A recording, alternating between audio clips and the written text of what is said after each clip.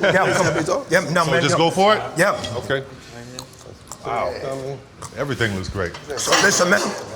Fellas, while y'all fix your plate, I know that one of the biggest mistakes I made at 23 years old, I messed up, didn't own my publishing, did all this music, and didn't have the money that I could have had. I missed the opportunity to really be a boss, right? At 23, what album was that?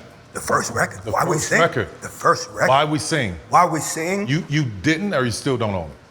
I just started to own my publishing. Guess what song was my first song owning? What's that? Take Me to the King. Wow. In my 40s. Kirk, So- are you kidding me? So from my 20s to my 40s, I owned none of my publishing. Now, of course, you know, is I got my songwriter's part, Right. but I didn't get what is the most important part, that IP part, right? That copyright.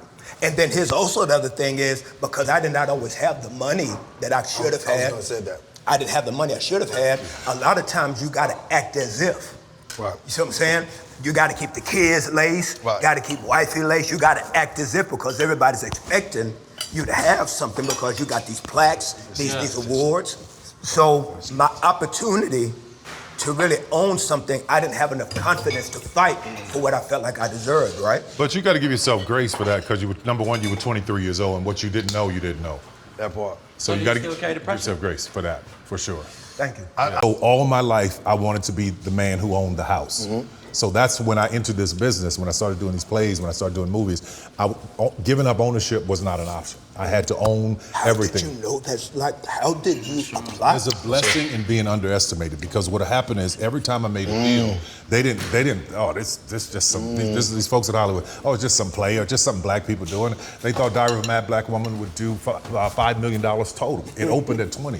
Wow. So when you're underestimated, you can make the best deals, right? So I figured it out. I figured it out. I'm like, okay, so how do I get into a position where I'm not only owning, but I can move these needles along. So what I would do is say, okay, fine.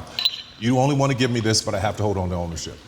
And I got a lot of flack in the beginning.